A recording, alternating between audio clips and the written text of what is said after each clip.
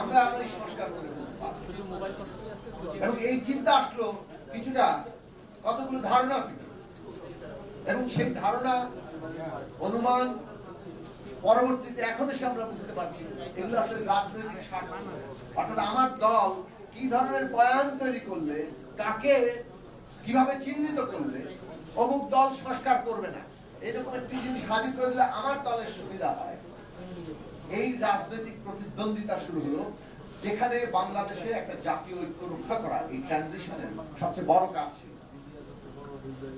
জাতীয় ঐক্য ছাড়া এই ট্রানজিশন করতে পারবো না। সবাই জানে পতিত ফ্যাসিস্টরা সাবোটাজ করতে চায়, পতিত ফ্যাসিস্টরা অভ্যুত্থানকে ধ্বংস করতে চায়, এটা সবারই জানা। এবং তাদের দেশি বিদেশি মিত্র ভারতে বসে থেকে শেখ হাসিনা যখন এখানে সাবোটাজ করতে চান, তখন ভারত সরকারের নীতি নিয়ে আমাদের প্রশ্ন করতে হবে, তারা আসলে কি চান। কাজে এইটা খুবই স্বাভাবিক, এবং এটার বিরুদ্ধে আমরা আন্দোলনকারী শক্তি সমূহ যারা নতুন ভাবে পুরো রাষ্ট্রের পুনর্দর্শন করতে চাইছি, মেরামত করতে চাইছি, সংস্কার করতে চাইছি, রূপান্তর করতে চাইছি, নতুন বন্দোবস্ত প্রতিষ্ঠা করতে চাইছি। 32 ইঞ্চি জেভিকো টিভি এখন মাত্র 15,000 টাকায়, সাথে পাচ্ছেন 3 বছরের প্যানেল ওয়ারেন্টি।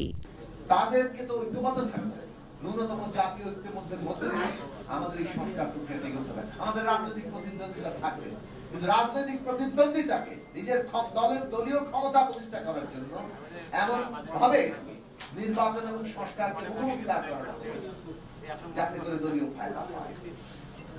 শেষ পর্যন্ত এসে আমরা দেখছি এখন সেটা দুঃখজনক ভাবে সত্য, গতকালকে আপনারা দেখেছেন পত্রিকায় যে এখানে অনেকগুলো প্রসঙ্গ এসছে জুলাই জাতীয় সনদ বাস্তবায়ন।